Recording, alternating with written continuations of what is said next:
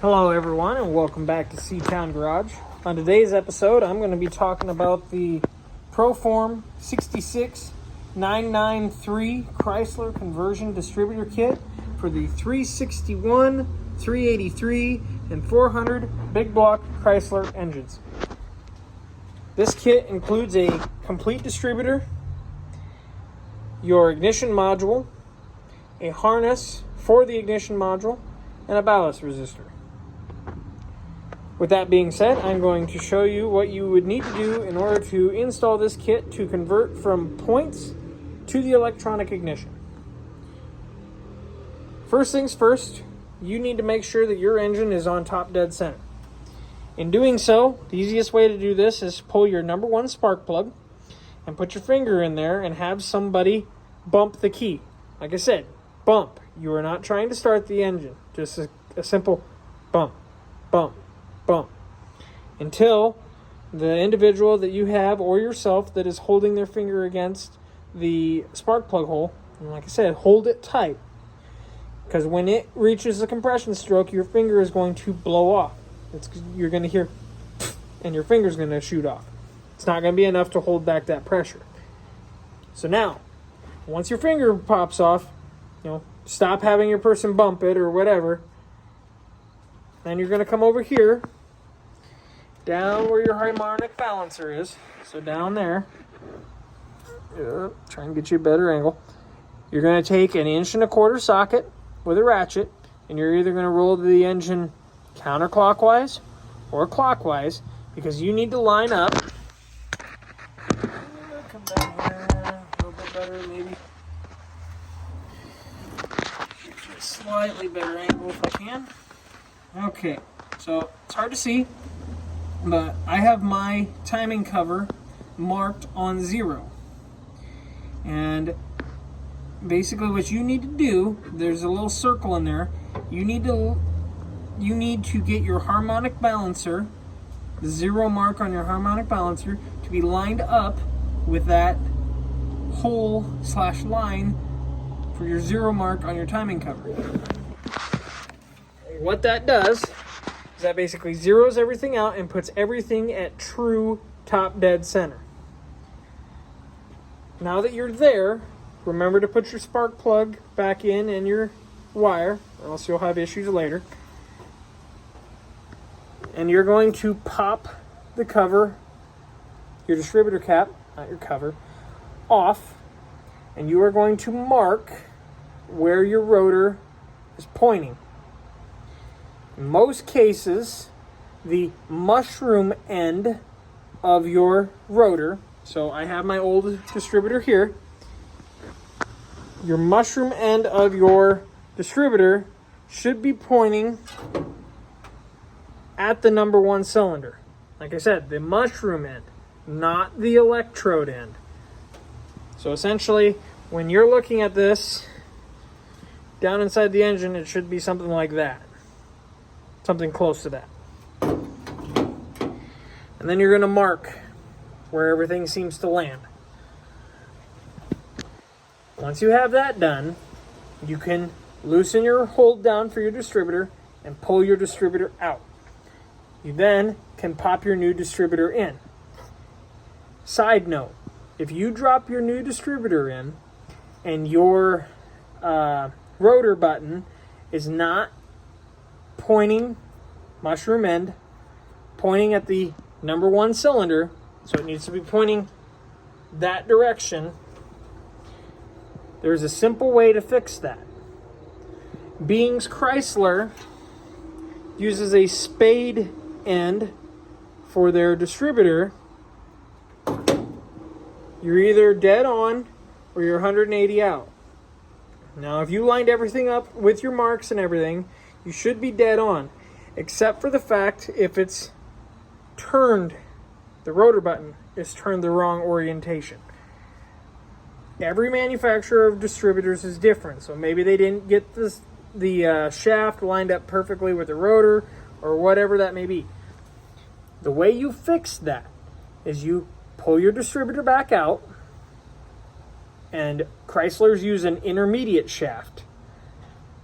So all you do is you go down there with a set of long needle nose pliers, you grab the intermediate shaft, you pull up, rotate it slightly, and drop it back in and test until you get that rotor button pointing in the orientation that you need. One other thing, on the road or on the distributor, at least in my case, there was a metal shim that goes right under the base. You can see the imprint of it, but it goes right under the base. Make sure you reuse that. That is to shim the distributor for play for the intermediate shaft and stuff like that, so you don't get binding. So make sure you put that back in when you go for final assembly.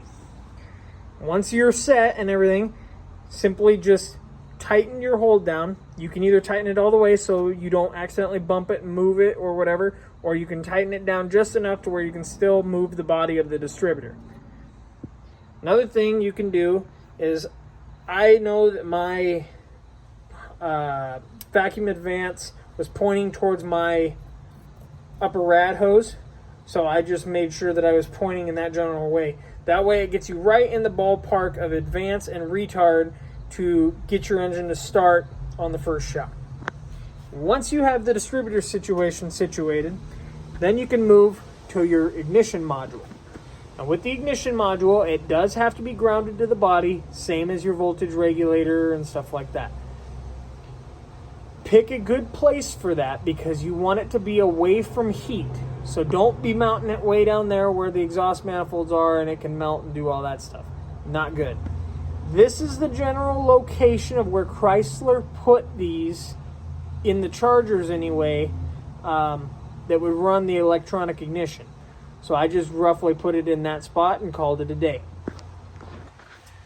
Like I said, I cannot emphasize this enough. Make sure you have good grounding areas behind there. Like me, I wire wheeled behind where my stuff goes, and I cleaned up a little bit on the back side of the ignition module, just in case they had any oil or anything to protect it during shipping, whatever. So I know that I have a good solid ground. The next thing you were supposed to do is you need to install the wiring harness that they send you.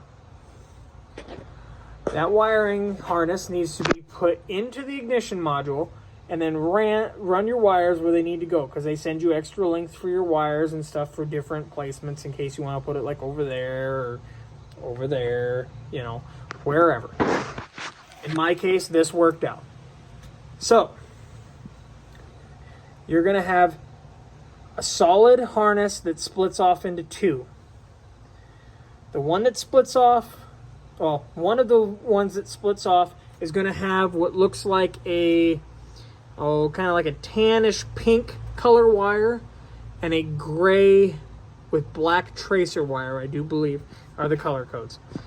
That comes all the way up here and plugs into the orange and black wire for the distributor.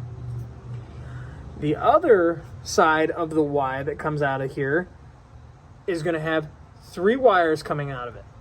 The three wires include a green with a orange tracer, a black with a yellow tracer, and a light blue with a yellow tracer as well. Note that the green with the orange tracer is not needed for this application. So you can simply just snip it right where it becomes exposed so you don't have to see it and don't have to worry about it. With that being said, the black wire with the yellow tracer goes through, comes up, and it goes to the negative side of your coil. The blue wire with the yellow tracer needs to be tapped in to the primary ignition side of the ballast resistor. On my car, that is going to be the left side of my ballast resistor. The right side is what supplies power to my coil. So, with that being said, all I did is I changed the female connector that was underneath the black I'm just going to call it a sheathing or protective guard, whatever. And I simply took it out, cut it off the 2 original wires there, which will be that dark blue wire and then the white with the blue tracer wire there as well. I cut the original off and added my new female spade connector and added all 3 wires to that. And then simply hooked it onto the ballast resistor. Another thing, since we are focused on the ballast resistor, is the ballast resistor that you see here is not the one that is supplied in the kit. The one that is supplied in the kit has a metal strap that goes around it and is mounted to the body. I do not like those, particularly because of their mounting, because in my opinion they're kind of janky. So I went and simply got this ballast resistor for a 68 Dodge Charger. With that being said, this is a 69. I just gave them 68 because it's all generally the same stuff. Now, once you have all that wired up, and you know that your timing is roughly in the ballpark, you can either go inside and try and start it and see if it starts, or you can have a helper go and start it while you sit here and you slowly rotate the distributor advanced or retarded and see until you get it started. Then once you have it started, you simply just have to set your timing. You may have to adjust your carburetor a little bit, being you're changing some stuff, but that is the simple way of doing this. The person that recommended me buying this kit also said that it would be a good idea to upgrade your coil. So I went with just a simple Excel 8145 ACC 12 volt breakerless electronic super stock performance coil, just for some added spark benefits and stuff like that. And then in the instructions supplied with the Proform kit, they do specify that it is a good idea to change your spark plug wires and your spark plugs to work with the ignition, the electronic ignition. I'm kind of going through that right now. I'm changing over and I'm running. Some people will say they don't like them. Some people say they do like them. I've never ran them, so I don't know. But I am switching over to some Champion RJ14 YC plugs. They also go by the number 63. So, sorry, camera doesn't want to really focus on them because of the color of the box. But anyway, that is what I'm about to put in mine, which should benefit it from what it had before. Because the biggest thing is points required spark plugs that were resistor-less. So they did not have a built-in resistor in them. Where the electronic ignition requires spark plugs that have a built-in resistor. Champion plugs are real easy to know the difference, because the simple thing is that the R at the beginning simply just stands for that it has a resistor. If you don't have the resistor in it, you might as well just drop the R, and then that same number applies. It just doesn't have a resistor in it. So, with that said, guys, that is a simple breakdown of the Proform 66993 Electronic Ignition Conversion Kit. Hopefully that works out for you guys. And hopefully we see you guys again. Thank you and have a great day.